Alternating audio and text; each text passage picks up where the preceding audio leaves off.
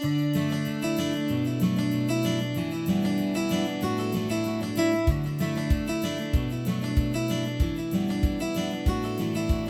have just always been such an inspiration to me in, of course, outward beauty, but just reflecting the inner beauty.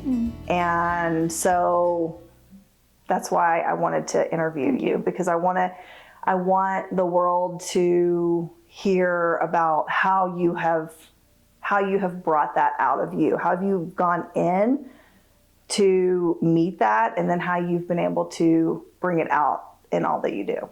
Well, thank you. You're welcome. It's like super flattering, and I don't know, I just felt a little nervous for, it's like the whole, imposter syndrome. I'm like, what do I know about anything? Yeah. I'm just a woman trying to figure it out, and I feel like super inspired just by women in our community like yourself. Yeah, I think about you often, like things that you have said just in passing, or it's really inspired me. Even I think often about, we were talking about running, and you're like, I don't really run for distance or pace and it's changed me. It really has. Like, I now run and I just stop, and I'm not here to like log the miles. I'm here for me and to slow down and notice. And I don't know. It's interesting how we all have like impacts on people that we have no idea.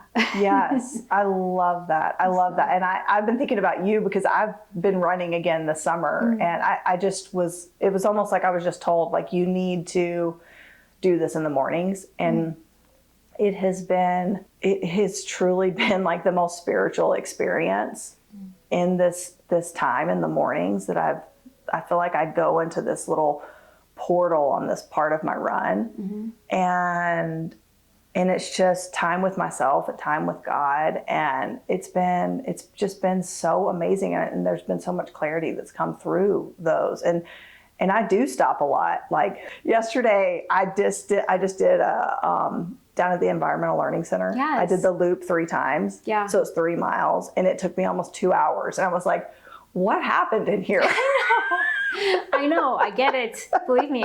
I run here to Riverbend. And there's like always turtles, and I just can't not stop to see the turtles. And I'm just like, look at, they're just sunbathing and just hanging out and being still. And I don't know, there's just so much to learn in nature. There's so many lessons. There are. So I don't know. There are. I mean, and it's actually surprising to me that you weren't already doing that, especially with the way you observe the world. I guess it's just, don't we all just get stuck in our like go, go, go? Yeah. And sometimes we need that like reminder to like pull back. And this book actually, The Relaxed Woman, is just really, it made me start thinking about this a lot, and women in general. But there's a question in there, and it said like, close your eyes and envision yourself as like that relaxed woman. And like, what is she doing, and how is she moving her body, and how is she like nourishing herself, and how is she resting? And it makes me realize, like, outwardly, I may seem like I'm like that person that is in this wellness space and doing all the things. But when I'm like, oh my gosh, I'm not moving my body in the way that a relaxed woman would be. Like today I'm like, okay, I gotta get to the gym. I gotta lift weights because it's been a few days. And I then like stopped because of this book and comments like you've made, of like, just like checking in and like, that's not what I need. That's not what I need today. And just because I'm hearing out there that I need to be lifting weights so many times a week, or I need to be doing this and this and this, like, what is it that I truly need today? And I'm just really trying to like, it's easy to just get back into the hamster wheel of like all the shoulds. And I'm trying to really just pull back from that. I feel like anytime we do have that like feeling of I should do this, it's probably not the thing we should do. No. It's like an instant indicator of what we should not do. Yes. What does beauty mean to you, or what does it feel like to you? I think about this a lot. It's definitely a feeling. Like, there is no definition of beauty at all. And I try to remember that a lot, and it's a confidence, and it is, especially as I'm getting older and just realizing, like it's fleeting to some in their eye as you get older. But I just feel like there's nothing, being comfortable in your skin is so beautiful. That confidence that comes with that, of just being really grounded in who you are. But it's that feeling overall. It's just, that's purely what it is to me.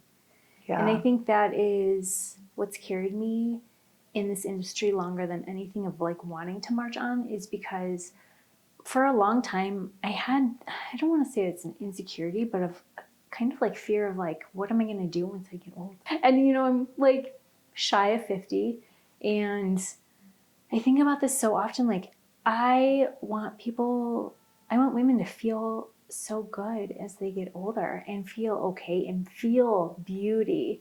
And I think often, like, when do I feel beautiful? And it is really when I'm just doing what I love, when I'm in flow state, when I'm being inspired by others, when I feel good in my routines that are really fueling me physically, mentally, all of the ways.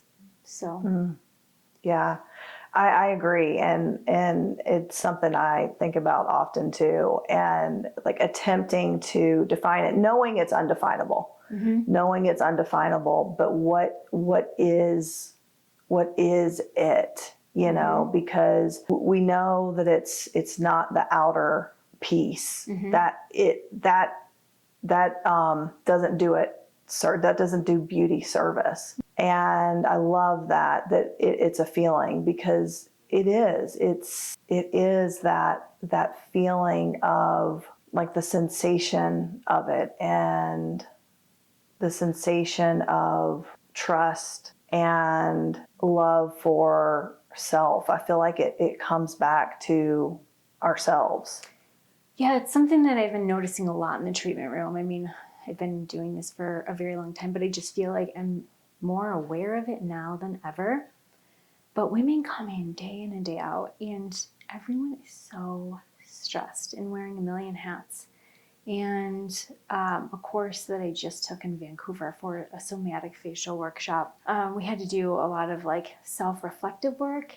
And I just have been telling women lately that, you know, stress and beauty, they don't live in the same house. A stressed woman that is not caring for herself and making herself, putting yourself first, not in that selfish way, but of really caring for yourself, like that's necessity.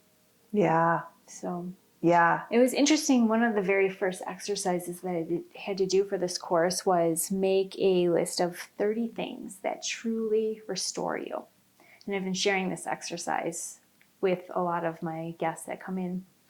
And that's really hard. 30 things that truly bring you. And it's not the things that are like social media are telling you to do, or, you know, like it's trending right now.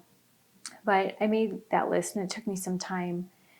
And I noticed that a lot of them were when I'm by myself, and they're also free. But then one other takeaway was that I don't pocket these into my daily like routine or schedule at all the same way I do all of the other shoulds that we're supposed to be doing. And so really taking that time to bring yourself into this like deep state of rest is, I just think, so important for feeling beautiful. Yeah. So I love that. So they were items that were when you were by yourself and that were free. a lot of them. Yeah. I mean, of course, massage, like, you know, Yes, a nice yes. spa day is on there because I definitely feel amazing after that. But I mean, it's just even like taking a bath with no agenda or time schedule on my plate, or I love finding my dead stuff, or taking like the most random photos of like shadows that I find and just getting lost in whatever like is inspiring me in that moment. That brings me into this like really restorative space.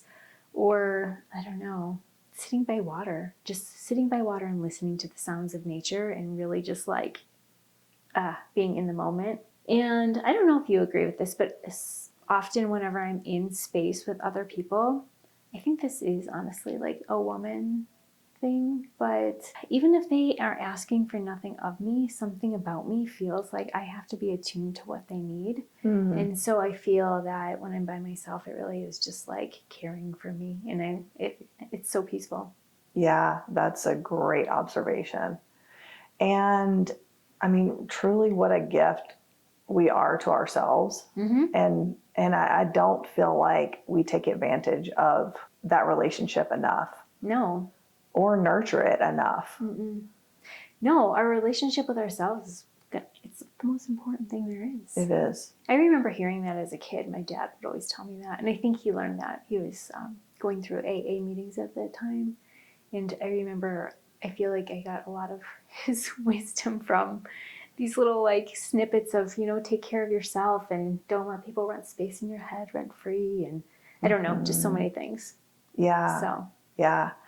You've really created such a practice that incorporates, I feel like, a spiritual sensation in sanctuary.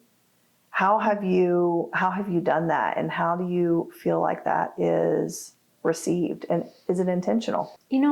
I guess everything that I do, I do, I'm very intentional about all that I do there.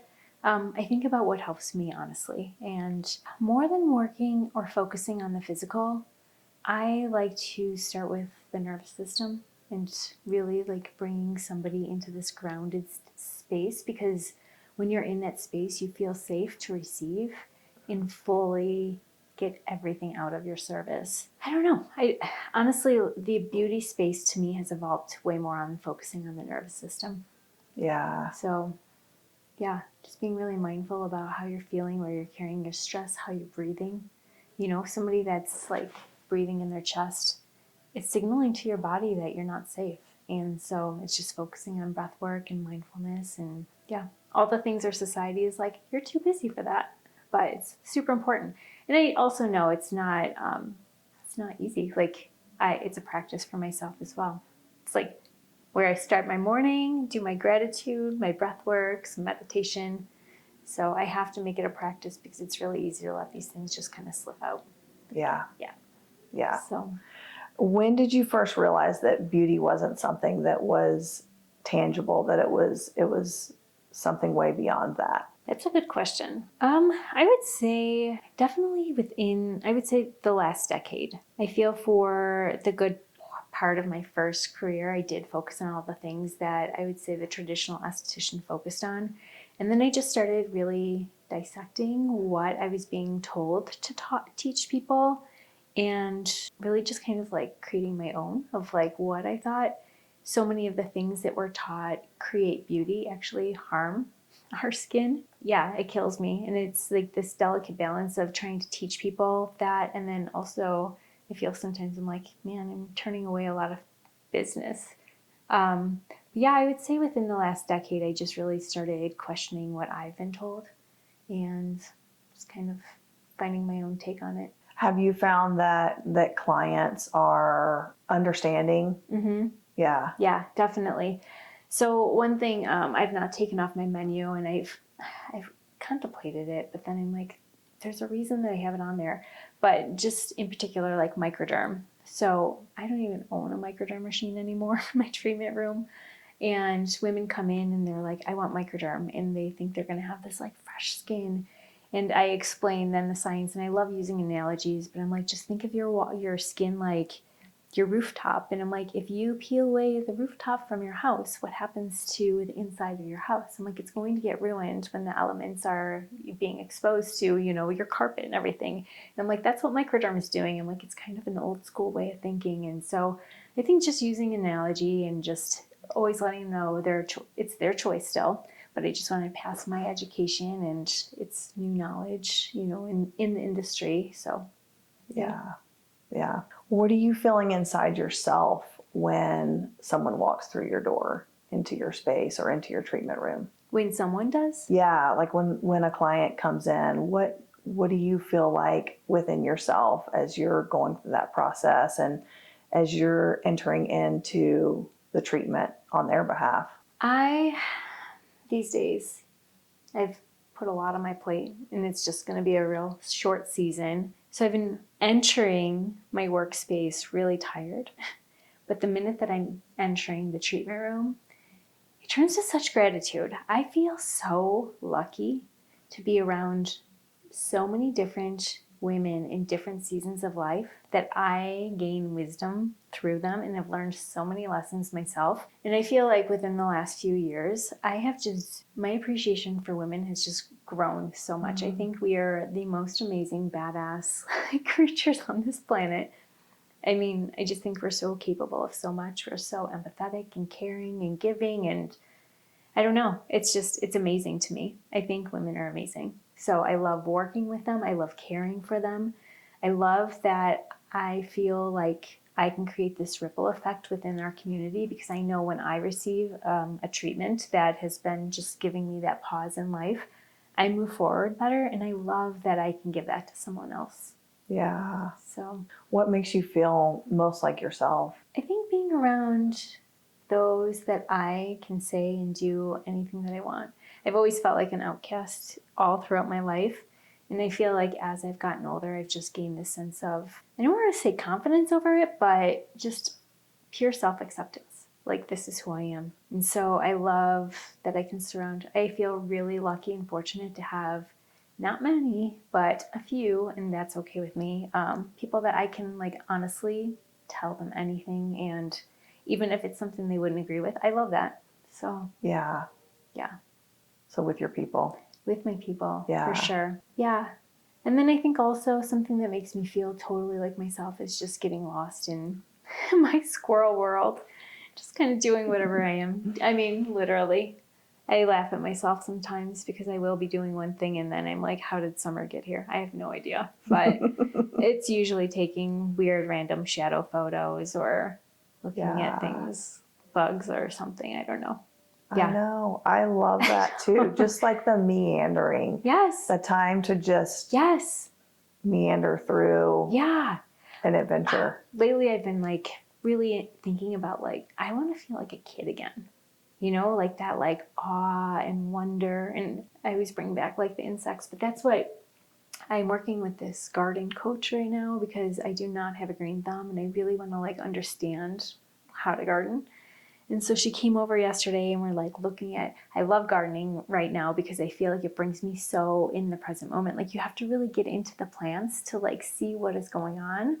And it makes you have to slow down and be observant. And she was showing me these bugs. And I think I actually text her because I'm like, I think it's called the annihilation bug. And it's, Oh, wow. Yeah, I know. I might have the name wrong because I couldn't find it. I went to like search it up. But it was this bug that was on a daisy out there, and it somehow attacked this bee, and the bee was just like belly up, and this annihilation bug is just like right next to it. And I'm just like, oh, I'm just fascinated. I need to know more. Mm-hmm. I feel like that got a hold of my petunia. It's like I've eaten. Yeah. Yeah. So I'm so curious about that. Oh, that's so interesting. Yeah. So, okay, let's talk about play a little bit. Because you are entering into experiences that are so playful, but are you wanting more? I am. Yeah. I am like, actually, there's a book I read a while ago. It was called The Power of Fun. Have you heard that one? No. It's good.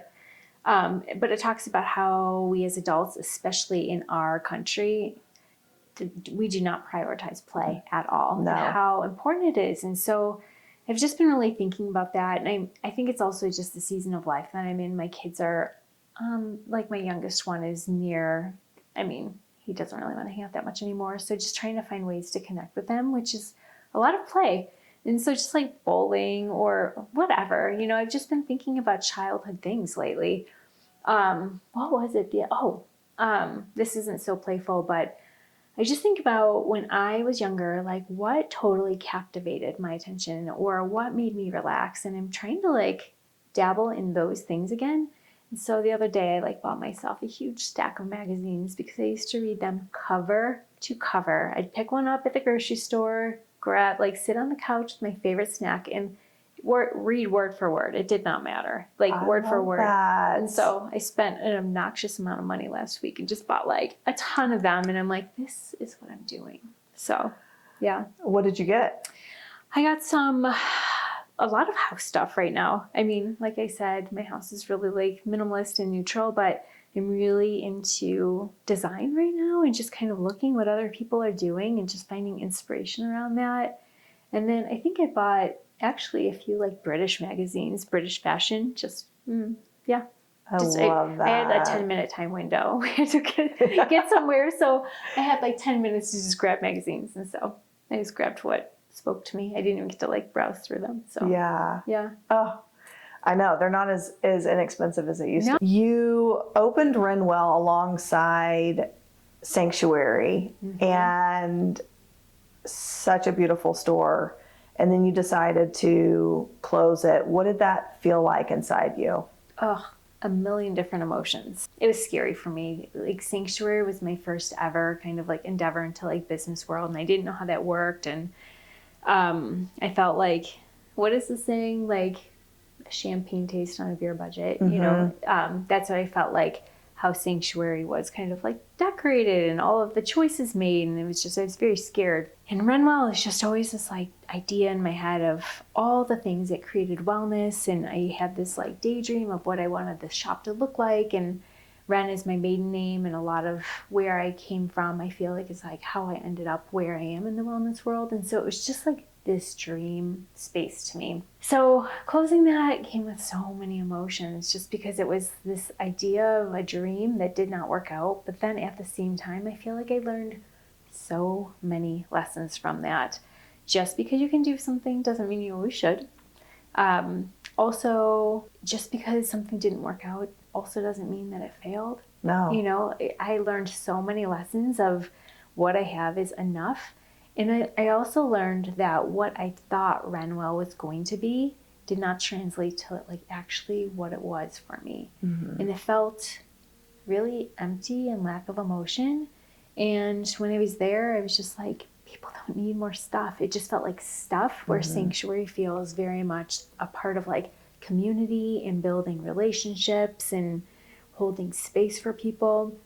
So I think that store was gorgeous, and I think that's the saddest thing that what I'm sad most about is just like saying bye to a beautiful space. I wish I could have somehow, believe me, I thought of every way. I'm like, how can I connect this to Sanctuary or whatever? But I'm also trying to like simplify life. And I don't know, the book, sorry, I'm going to reference this book a lot, but The Relaxed Woman, she talks about thinking about the woman that has it all. And like, I think at any point, I can only speak for myself, but I think a lot of women want to be that woman that has it all. You know, you think of like the dream business or the perfect body or the husband and the family or whatever that is for you. But when you really think about what that takes to create that woman that has it all, that is a lot of work and a lot of upkeep.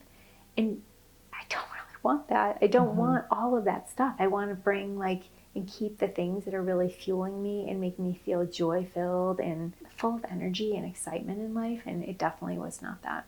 Yeah. So it was a decision, and once you rip the Band-Aid off and process what you thought it was going to be, it felt like the biggest relief. And I do realize that I've definitely moved past all of that emotional like baggage that I was holding on. I just came across like some Wrenwell, some things that we used, and I brought it to the store. I'm like, this could be helpful for you. And it just felt really nice just to hope someone else is doing well with it, and hopefully their dreams are fulfilled with what they're trying to accomplish. But yeah, it was a beautiful space though. Yeah. And my husband's so sweet. Like while I was making that decision, he said, you know, maybe it's just not right now. Maybe in the future it's a different time. But once I dabbled in retail, I don't think I ever want part of that again. Yeah. It wasn't what I thought it was going to be. Yeah. Well, and I love what you said about like, you know, the woman who has it all, you know, but then also the things that you want or the things that you truly desire, you know, actually, you know, could actually be having it all. Yeah. You know, and it's just changing that perspective and realizing that it can look different than what we're shown. We all have it all. Yeah. We really do. Yes. It's just like what you choose to focus on. Yes. You know, are you looking at the things you don't have? Because sometimes when you get those things, you really don't want them. Yeah. Yes. So we do have it all. Yeah. We are so fortunate. Like we all have so much abundance if we are just looking at it. Yeah. Did letting go of that make room for something else? Definitely. I'm a dreamer and I always have a million ideas. And I mean, I was just reminded when I was in Vancouver. I don't know if you've ever been, but it's my new favorite place that I've ever been to. It's 3 hours away and I'm just obsessed. I'm going back next month. But yeah, I wouldn't have been able to do that. So one thing that really fuels me is continuously learning and like staying curious about things. And I felt like when I had Wrenwell, I couldn't stay curious with anything because I had no time. And I'm just realizing time is so valuable.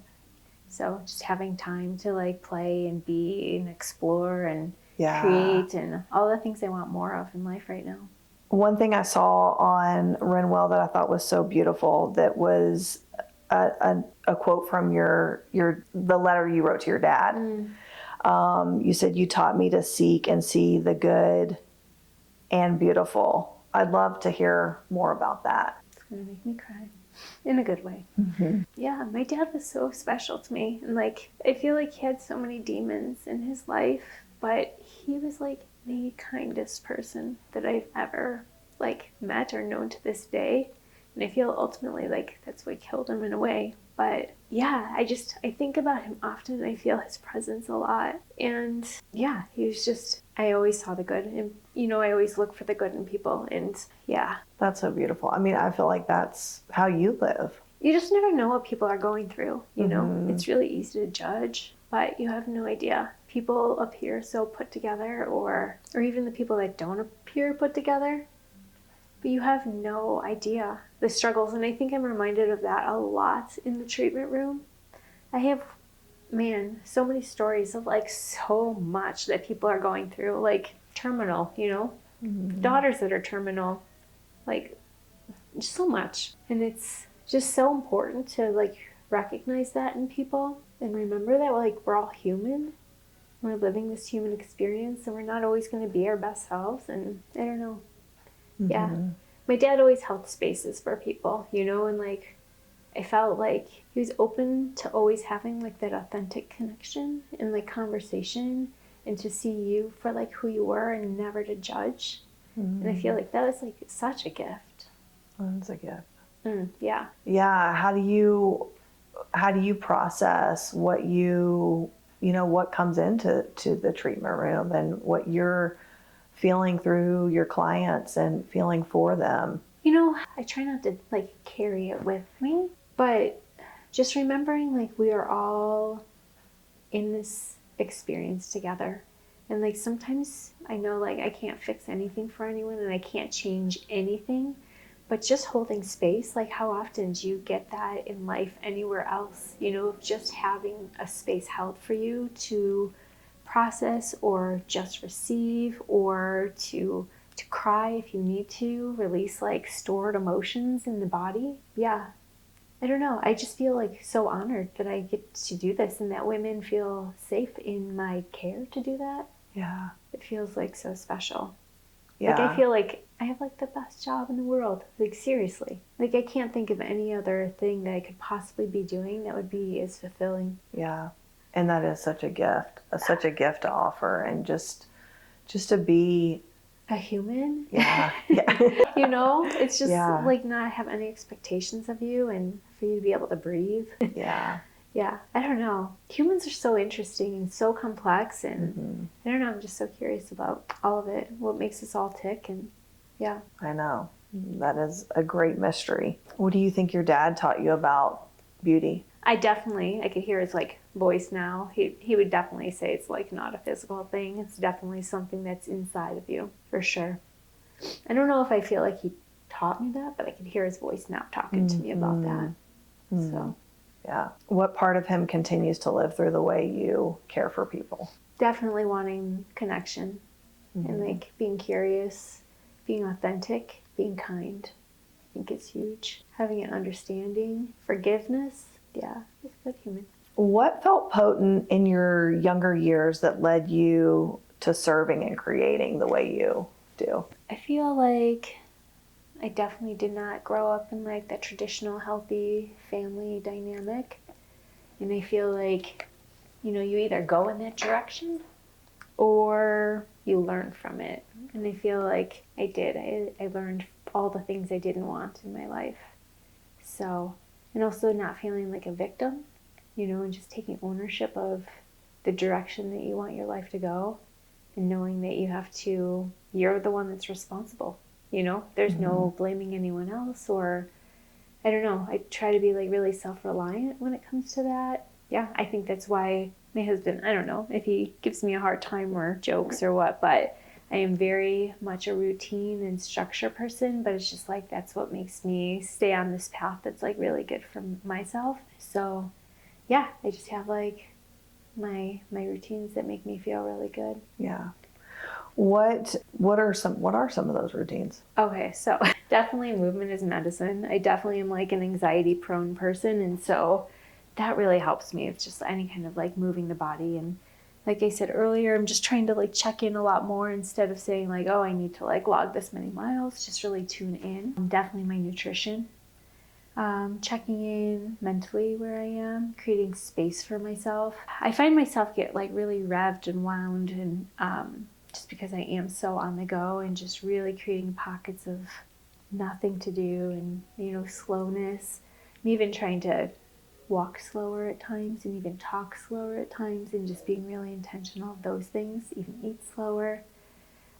Bedtime. It's all the boring things. Mm-hmm. Yeah, It's just I love that. My friend makes fun of me because I'm such an app person, but right now I'm really into this thing called activations. Have you heard of this? No. So it's an app, and so instead of these manifestations that you listen to, and there's like a million different like categories, you put it on and you actively do something. So while you're walking, you're listening to, it could be anything. It could be from like having a really bad day, you put that one on and it's just like talking you through these things. Or while you're cleaning, you can put one on like during cleaning sessions, or your skincare, or your nightly wind down. So I really like those because I am such a busybody. It's hard for me to be still a lot, that you actually do these things while active. So that's a huge one. Yeah, I try to sauna often. Just the things that, I don't know, make me feel good. Skincare, I really do try to use that. It's not really about the physical anymore at all for me. And I really encourage women to view skincare as the same way as like caring for your skin. Yes, that's great, but also taking this time as a moment to like check in where you're holding like tension and stress that you didn't even recognize that you're holding. Yeah. So I'll use like my evening as that of just, breathing. Like I have little dimmer night lights in there, do it in the dark, and just really like a sensory experience for myself. Oh, I love that. Yeah. Tell me, how do you do your skincare? Is it like just trying to get it done, or? I've never incorporated a check-in alongside my skincare. Oh, I love that. yeah, it's actually how I teach women to do their skincare. Yeah. It's like I love using oil cleansers for not the sake of, I love an oil cleanser too, but I also try to like keep my steps minimal, so I actually do it. So instead of doing this like luxurious facial massage at the end of my treatment, because I don't have time for that, like I'm excited to get into bed and read a book or whatever, I use my oil cleanser to like really deeply massage my face and feel where I'm holding tension, and spending time there and breathing while I'm doing it and smelling the products. And that's why I just am really particular about what I use. Yeah. So yeah, do some stretching. It feels really nice because we're all like little cocktail shrimp all day, over our computers or whatever. Yeah. So yeah. I'm gonna incorporate that. And Maria's really good at making her skincare, I feel like, an entire experience. I could get lost in my bathroom. Like sometimes I feel bad. I'm like, I have to get downstairs and socialize with the family a little bit. But it's just like how often, I think skincare actually can be a time. I know they say it's self-care too, but a time like when else are you caring for yourself truly? Like yeah, I'm eating healthy stuff, but it doesn't feel like this act of care sometimes. Except I am like into fancy like plating and stuff lately. Yeah. It feels nice. But yeah, like the simplest things is like washing my face and massaging my face. It feels like I'm caring for myself. I love that. Do you feel like you found your purpose in life? I guess I do. You know, I think that sounds so like impactful and final, but I think at this point in my life, this is my purpose. Yeah. Oh, I love that. Yeah. I mean, we're always evolving, right? Yeah. Yes. So I never like to, I guess when I think of like purpose in life, that just feels so final. So I'll say my purpose at this moment. Yeah. I love that. I've never thought about it that way. And that's the best way to think about it, because it is so evolving. We're like so And many versions of ourselves oh my all the gosh, time. yes. And I'm excited to see who the next summer is. Yes. I mean, agree. maybe I'm not excited. I don't know. Like, I'm hoping I'm excited, but Yeah. I don't know. I think my purpose, I really do. I like having an impact on people's lives in a positive way. And I always hope to be doing that in some form. So, but I won't think that much into the future. Yeah. Trying to take it as the days come. Yeah. So in regards to living in your purpose in this present moment, what do you feel like that is that you're offering to people and in the way in which you're serving? You know, I just feel like giving people space and having this safe space for people where they feel like they can be completely who they are. I feel like that's what I am creating for them. Like no judgment zone. Yeah. I mean, nothing is off topic in my room. Nothing can shock me. Yeah. I feel like I've seen enough in life. Like nothing can shock me. Rarely things offend me. Like I just want someone to be completely, utterly who they are. So, yeah. And when I feel that way, you know, that I guess that's another reason that I feel that when I feel beauty, you know, I guess it's that feeling of being who I am and still accepted. Yeah. You know, so. Yeah. And what a gift that is to give people a place to process that. I mean, I can imagine that you're experiencing times with people when they're having their own revelations in the moment. Definitely. You know, a lot of emotions surface. Yeah. Yeah. Women come in with a lot of, I would say, like life changes, seasonal changes. Are you familiar with liminal spaces? It's a term that I just learned and I kind of went down the rabbit hole, but how I learned it was it's actual physical places are liminal spaces, but I then like also learned that it can be also life transitions.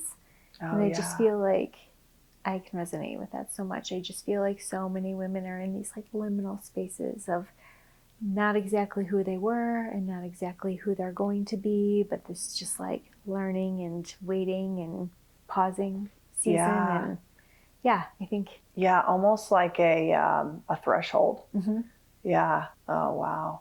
Yeah. I mean, just to be able to give people that permission to open the door and to explore where they are, what's next. Yeah. Is truly such a gift.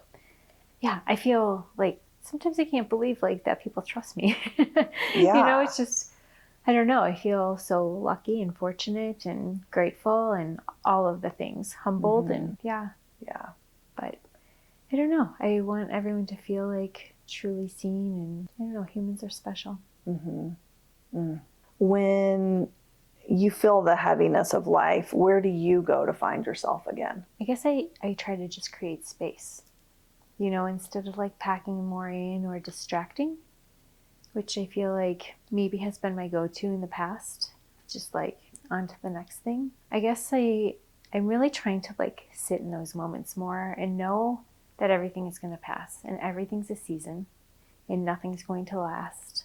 And give myself grace for feeling how I feel in those moments. And honestly, just, I don't know, I think about like how would I care for a child? And I really am trying to do that more for myself.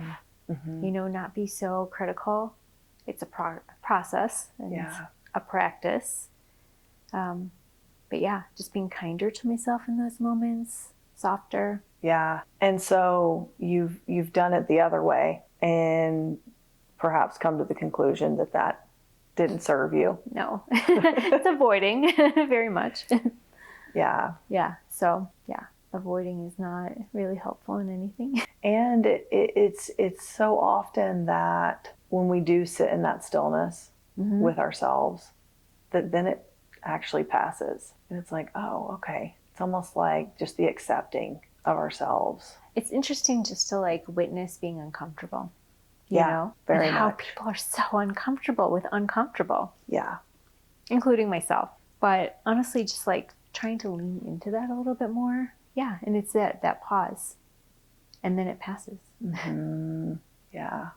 So. Yeah, discomfort is an interesting thing, and it's like a phenomenon that's taking the world by storm in a sense of don't feel it, don't feel the discomfort. Oh, But, yeah. Just yeah, look at the distractions. Like, there are just so many distractions constantly. yeah. So, and I think just being aware of all the distractions. How do you know when you've drifted away from yourself? Oh, I feel very scattered and untethered.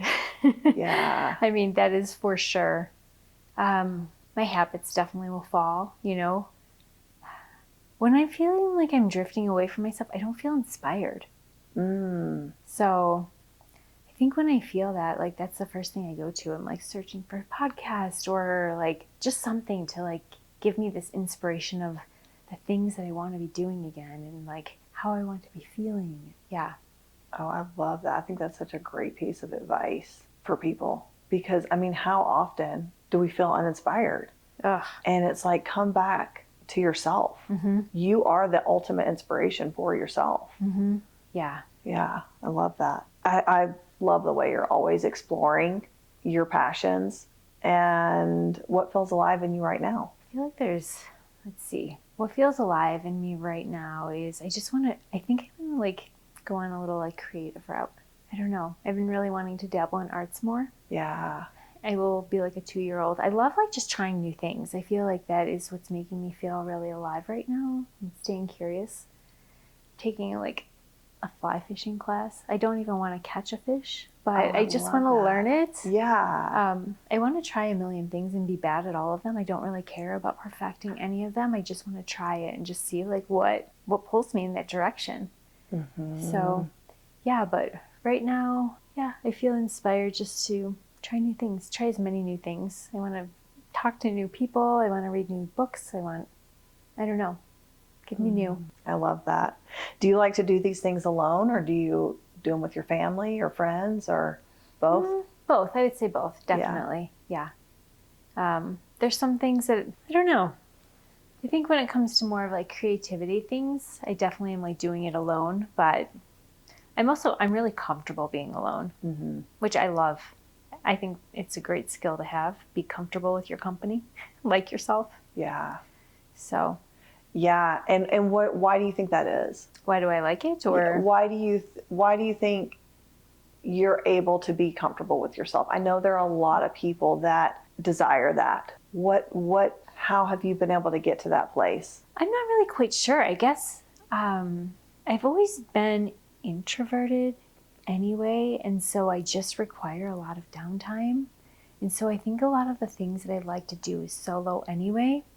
But I don't know if I've ever shared, but one of my favorite things to do is go on like a night or two away at a hotel, and explore a city, just ins and outs, and dine by myself and just observe people. And I don't know why I feel so comfortable. Sometimes I feel like I'm a cat. Like sometimes I'm like, I like to be around people when I'm craving that. And sometimes I just really like being by myself because I don't feel responsible for anything then besides what is like piquing my interest. Yeah. I mean, sometimes I can get lost in thought or just like people watching. And if I had somebody next to me, I would probably consciously be worried that they're like thinking I'm mad at them or not wanting to engage or bored or whatever. And it's just sometimes I want my mind to just go where it goes. Yeah. So. Do you think that is something that's easier for introverts? Maybe. Yeah. Because I'm an introvert too, and I love being with myself. And have you always been like that? Yeah, I feel like I have. Yeah, I don't get bored by myself. Yeah. Like I enjoy people's company, but I don't need it at all. I can plan my day much more actually by myself. Yeah. Just doing wherever it takes. And I don't know. Yeah, I guess it's like these stories that we tell ourselves, right? And I guess when I'm with people, it's like I have these stories that I'm making up that I need to care for them in some level. And sometimes I just want to care for myself. Yeah. And how important that is. What has motherhood taught you about beauty? Well, I definitely knew, especially having a girl, what I wanted to model. And this comes to not only beauty, but also like body image. I guess that would be wrapped up in the same thing. But growing up, and maybe it was like the time that I grew up, but it was like numbers were a thing, you know, size was a thing. And I knew growing up, I was never going to talk about, or once I had a child, I knew I was never going to talk about body image, about size and being skinny and tiny. It was more about health. And I feel like I've tried to talk about that as far as like beauty too. Like there's so many forms, and there is no such thing, you know. Like I find imperfection so beautiful. I find beauty just, I mean, in all forms. I think about so often, I'm thinking about like French women and how they have this like raw, they don't care, they have this like imperfect look about them, and they just like embody that, and they just like are so secure in that. And that to me is beauty. Like that is so beautiful.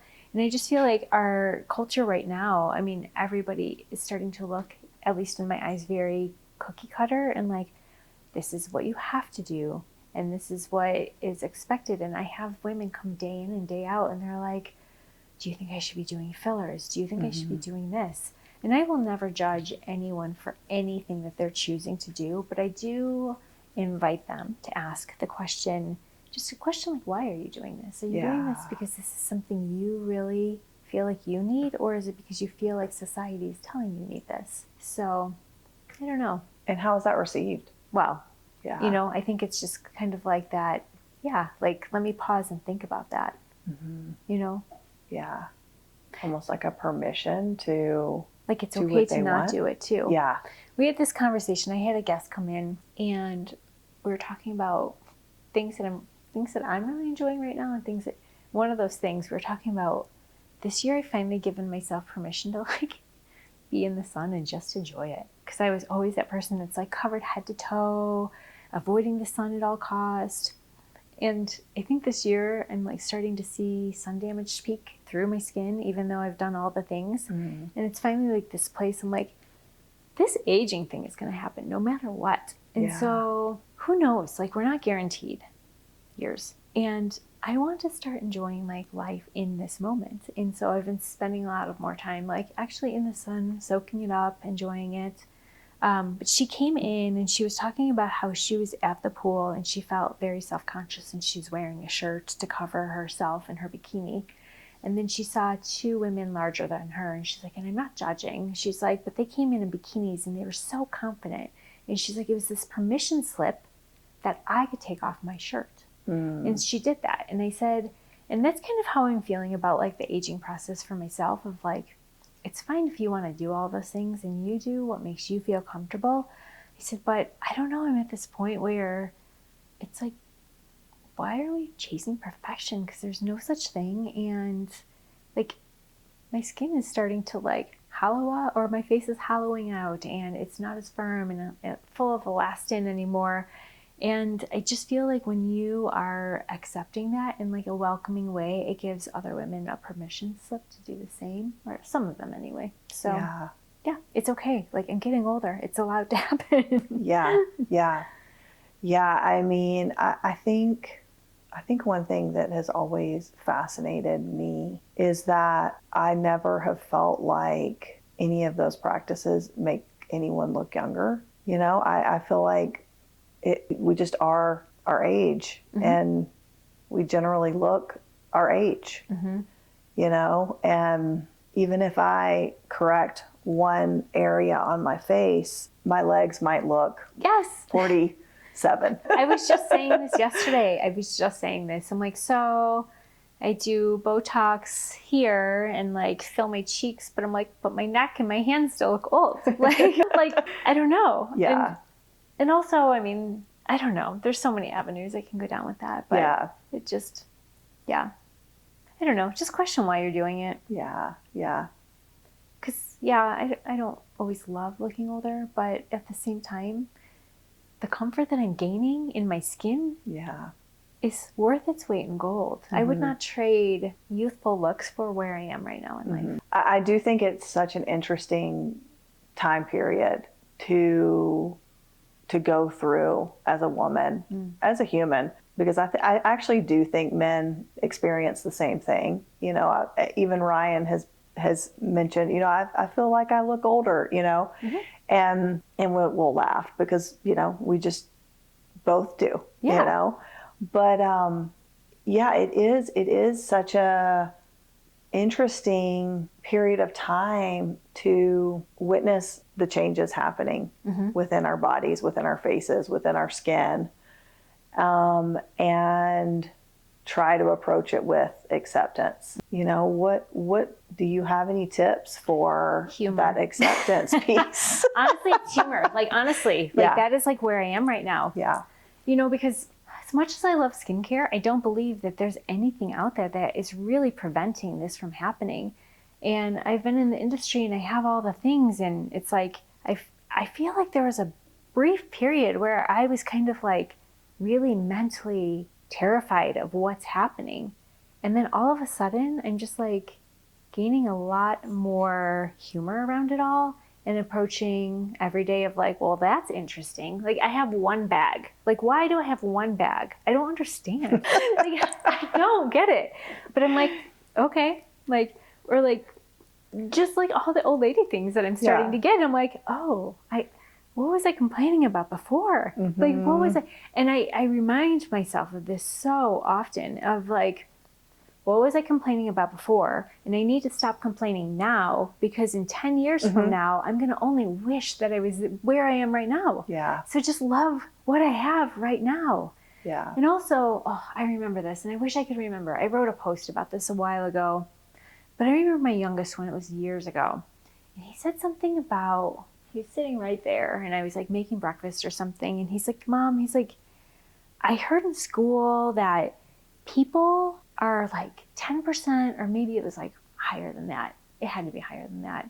50% more attractive to other people than they view themselves. And he's like, do you think that's true? And I sat there for a moment and thought about it. And then I was like, absolutely, because day in and day out, people come into the room, tell me all of the things that they are seeing in themselves. And I see like the luminosity in their eyes and like the way they like light up and like their energy. And I am not looking at that one wrinkle that I actually think is really beautiful and makes your face so interesting. Yeah. Like, please don't get rid of that. Like, I love that. Yeah. But that's like all they see. And so just reminding myself, nobody is looking at me in the way that I'm viewing myself. So. Yeah. And how can we get to that place where we look at ourselves the way others view us, if that statement is true? Right. Yeah. Yeah. Yeah. That's the mystery. Along those lines, has there ever been a season where you stopped recognizing your own beauty? And how did you return? You know, it's hard to even like think of myself in terms of beauty though. You know, like to be honest, it's still a struggle. And I know it is for everyone. You know, I hear the way that women speak to me, I speak to myself that way. And it's just this constant reminder that, you know, I actually read, I think it was like in the Self magazine recently, and it was about body disorder, body image disorder, and how to first be aware of it when you're speaking unkindly to yourself, and then what to do because of that, you know, and it's like all of this positive self-talk. And so I really try to incorporate that as far as like what I'm seeing in the aging and beauty aspect of things too. You know, instead of just like focusing on like saggy skin or whatever, like, I don't know, I'm like really proud of like where I am and who I am at this point. And the physical is like nothing. It really is. It's like a smidge of like who I am and what you see and what you know. And I don't know. I don't want to focus on such a trivial thing in life, you know? Yeah. You want to focus on like all the I don't know if, are you familiar with the Broadway production? I think it's like All the Brilliant Things. I'm obsessed with this whole thing right now, yeah. but I want to focus on like all the brilliant things in life. Yeah. And I don't want to focus on if I have a line or if my face feels like it's not as firm and plump and bouncy as it was. Yeah. So, Yeah. there's so much more to life. Truly, truly. Well, and how do you find that beauty within? How do you connect with that? I think it's just like practicing self-acceptance and knowing, like, being grateful. Yeah. Focusing on the health of everything instead of the youth of it. Yeah. Finding what makes me feel at peace, what brings me joy, what makes me feel rested, the relationships that I'm like putting in time for. I went to Sephora recently and it just made me realize, like, so many women are just like searching for that product to make them feel a certain way, and it's not out there. No, it's not. Like, that is one thing that I do know. Yeah. It's not a product. And I don't even think it's going to be a facelift if that's what they're searching for. Yeah. It is. It's the inner work. Yeah. Self-acceptance and love. Yeah. What are you learning about yourself right now? Self-acceptance. Yeah. I mean, like, really, I think I came to a place, I think I just asked my best friend this the other day, like, do you love yourself? And she said she did. And I think, like, that was a question for a long time. I felt like I didn't. And it almost felt like, I don't know, normal. And I finally am at this place where I feel like that's huge. But I really like who I am, and I actually love who I am. And that does not make me perfect at all. And I know I have flaws, but yeah, I feel like I finally reached this place where, Do you think that's time or wisdom or? I think it's time. I think it's doing the work, being reflective. I've always been a person that's been really reflective and just into like growing into the best version of myself that I could be. Yeah. But then also knowing and learning. This is something I've learned. Yes, I want to be the best version of myself, but also who I am right now is really great. Like, being okay with that. I had a guest that shared this, and I think a life coach said it to her, but there's nothing that needs to be fixed. Like, yeah, it's just revealing what's there already. Yeah, there's nothing that needs fixing. And I think about that, not only internally, like, we're good, we're great, but also I think about that in the beauty industry. It's like they're always selling you something to fix something, and there's nothing that needs fixed. Like, there's nothing that you need fixed. Yeah. I think when you just like sit back, realize all of the messaging, like, it is for a sale. It is, honestly, there's nothing that needs to be fixed within you or on you. If you just remove yourself from it for a moment and truly restore yourself, I do feel like you can see things more clearly. Yeah. I mean, it is truly heartbreaking to witness the ways in which we're communicated to, brainwashed into these beliefs that we aren't enough. It's really quite miraculous that we ever actually think for ourselves. There was a book that I was reading, it's probably 2 years ago. It was called Pixel Flesh. And it was about this, about how nothing is ever good enough. I mean, elbows, like tricep, like, it was just every single component of the body. And I remember looking at my daughter, and it was such a proud moment. And I don't feel like it was me that did this to her, but I asked her, I'm like, Tegan, I'm like, do you feel like you do this to yourself? And she's like, well, sometimes I think about some of these things. She's like, but then I think, like, what's the point? And we were coming back, she was mountain biking, and I was taking pictures of her. And she's like, I'd much rather think about, what'd she say? Something about, like, she did some, like, cool trick on her bike. But something about that, like, she'd much rather put her attention towards that than think about all of these things on her body that she should change. And I was just like, I want to be you. And I want every woman to be you. Thinking about all the experiences in life that you're, like, missing out on. And instead we're thinking about such a superficial. Yeah. I mean, the amount of energy output truly that goes toward people thinking about the things that need to change within themselves, you know. And I mean, the same can happen with inner work. You know, we can spend a lot of time there as well. You know, feeling like we need to change, and some of it's good and some of it can be obsessive in itself as well. Yeah, a while back, I don't know, I want to say it's an account called The Daily Rest. I might be wrong. But I remember something stuck with me about, like, how we're all trying to live like monks now, you know? And, like, that's not the point of life. Not to have this, like, perfect life. Like, being, like, spiritual and mentally, like, perfect and all of the things. It's, like, what happened to just, like, enjoying? Yeah. And I am trying to, like, think about that. Like, I don't need to eat perfectly all the time or have the perfect skin or do anything perfect. Like, I just sometimes want to be a human, and I want to just enjoy the now and the simple things in life.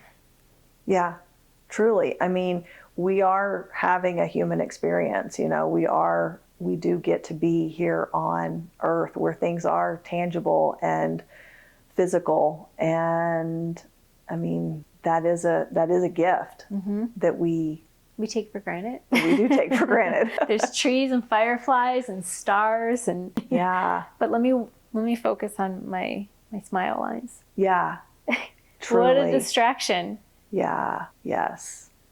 And so thinking about that alongside our inner beauty, you know, how do you return to that? I think just taking a pause, exhaling, remembering how I want to show up in this world, what kind of person I want to be to everyone else. I want to be kind, something I need to practice, but like the energy that I'm bringing into a space. Yeah, self-acceptance and compassion for myself. Yeah. What are you learning about yourself right now? That there's going to be a million versions of me. I love that. How many have there been so far? Oh my gosh, I don't even know. Sometimes when I think about like who I am now compared to like who I was 20 years ago, I'm like, I would have never thought. But it's so exciting. And I'm really excited to see who I'm going to be. Yeah. You know? I think that's so beautiful. It's just, you can never predict at all. Yeah. I know. And just what will the next interest be that grabs your attention? Yeah. I mean, because there's things, I'm trying to even think like, I don't know, things that maybe recently I've not been as interested in. And like I said, like being in the sun is new for me, or I don't know. It's just so interesting, like the things that shape you and pull your attention towards. And I don't know what that is or what determines those things, but I'm really curious to see what next. Yeah. Yeah. So.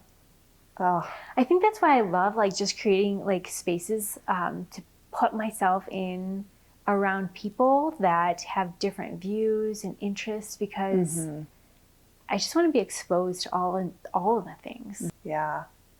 And the perspectives and Just give me different. Yeah. When in your life have you created something beautiful only to realize it changed you more than it changed who you created it for? I think Sanctuary definitely is one of those spaces that I created it for the guest, but it's definitely had an impact on me more so than I ever expected. You know, I created that space I just wanted it to feel like your best friend's house going into for a spa service and not feeling like a number. But yeah, the relationships that I have formed there and wisdom that I feel like I've gained through those relationships, it has definitely impacted me in a way that I had no idea. Yeah. Never saw that coming. Yeah. I think what's so beautiful about people who create businesses is that it always seems like the business is almost ahead of who we are as individuals. And it's almost like that next version of us is walking ahead of us and creating the business. Even though we're right there alongside it, it's like it's almost ahead of the game in terms of like who you're going to develop into. you know? And I think that's one of the most magical things about owning a business. Agree. Yeah. Yeah. The things that you have no idea. Yeah. It's like you have no idea almost why you're creating what it is you're creating in the bigger scale of what is about to come out of all of it. Yeah. I think that's like why it's so important to just really do everything with like being so authentic in what you're doing, you know? Yeah. I feel like only good things can come from that. So Yeah. Yeah. And I mean, so many people benefit from it alongside you, you know? yeah.